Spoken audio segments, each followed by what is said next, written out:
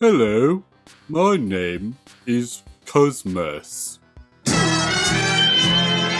Alrighty everybody, so here is Cosmos in his alternate mode of UFO or desk lamp as some people like to refer to him.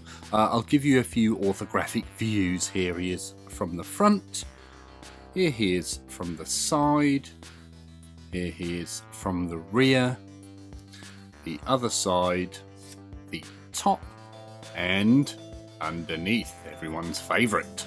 So as you can see, Cosmos here is a green UFO with a nice blue front. Not sure if that's supposed to be a window, with a little Autobot logo there. Does look a little reminiscent of the old G1 Cosmos, although this one is considerably bigger, with the first one being a mini-bot and all. Now, the paint apps on here are quite nice and tidy. All this blue here and the silver is tidy, although it goes a little bit over the lines there. The silver on the front doesn't seem to quite line up perfectly here. Going around the figure, we can see the dark green has been painted on, although it has been done quite neatly. Sadly, I have a red mark here, and I'm not sure if that's paint or just something that's rubbed up against it in shipping, because the boxes don't have a window now, which I don't agree with. Hasbro, I want windows back in my packaging, or completely seal the box, one or the other. Now when we go around the figure, we can see he is kind of tidy. I don't know if I like the yellow hinges and things showing through, especially on the back here. There's not too many gaps or holes. There's a big one you can see underneath. Look, you can see my finger in the hole down there. Hello, finger. But other than that, I think he is quite a nice little characterful UFO alt mode. You know, he could hover around and have a lovely time. Now, there are no moving parts or features on this alt mode, which is a bit of a shame. You can't press this button and have something fire out. So that is Cosmos in his alt mode. So here are Cosmos's accessories. It's a flag, or yes, it is just a flag, isn't it? It's attached to the flag holding stick, which is actually his gun. So if we have a look at this here is actually the gun, which is fine. I think we'll use the term fine. It's got a nice hole in there for attaching things. Here's the peg to stick it in Cosmos's holes. There's no paint apps or anything on here, but the holes and divots are actually part of the detail, so I think the gun, you know, is fine. However, when it comes to the flag itself, it's a bit of green plastic, which you can see, which has been painted white, and I feel this is a bit of a letdown. I'd probably rather not have this, or they should have had a white piece of plastic and then painted things on rather than paint over green plastic. But anyway, it's just a small little accessory, and that is pretty much it. The gun is the important bit, I feel. Not so sure about the flag. I don't feel the flag is important. Or he could wave the white flag, you know, in surrender. Okay, so here we have Cosmos in his robot mode, which I have to say I really do like. He does look very reminiscent of his old G1 self, both as a figure and in the cartoon. Although obviously he's a lot more detailed now. Let's have a look at his head. So there you go, you can see his little bucket head there. He doesn't appear to have any light piping on his eyes. That all appears to be painted on.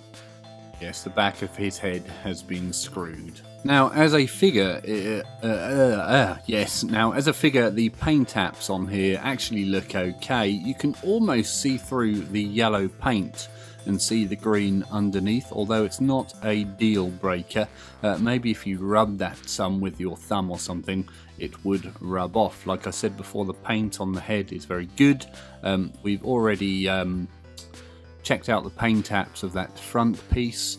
Nothing is any different than what you saw in the alt mode, just the face and on the inside of these arms. Now, as for posability and joints and things, his head will spin all the way around 360 degrees. It will also tilt from side to side, as it were. You can also accidentally turn his head over. He looks a bit like a bin on legs without his head. Be careful when transforming his head, because I actually nearly split my my finger. You can see the fold line there on my nail where it got trapped underneath, and I nearly ripped my nail off transforming his head, which was fascinating. So be careful of that. His waist will rotate 360 degrees, although he doesn't appear to be very happy about it. Or will it? Hang on. We're okay, no it won't, because this thing will prevent you going all the way. Oh no. Oh dear, what have we done here? We have an issue. This thing wood has got in the way.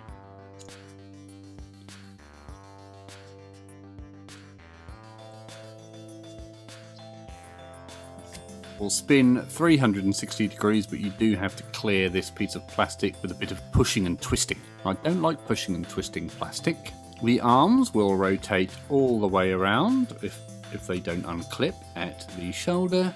They will also rotate at the bicep here. You also get bicep curl for gorilla arms, and his wrist sadly does nothing apart from just pop in and out. His legs will kick forward all the way forward and all the way back. He also has thigh rotation.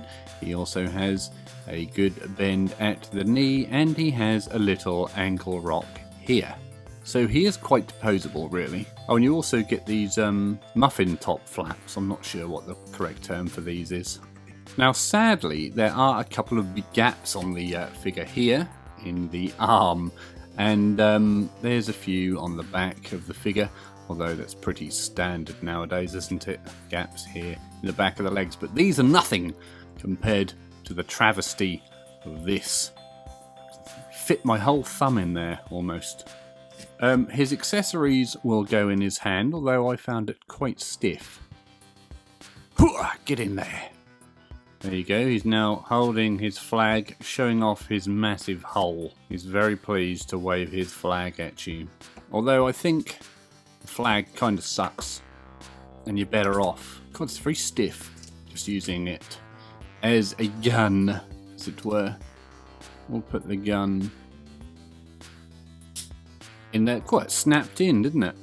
There we go, Cosmos and his gun.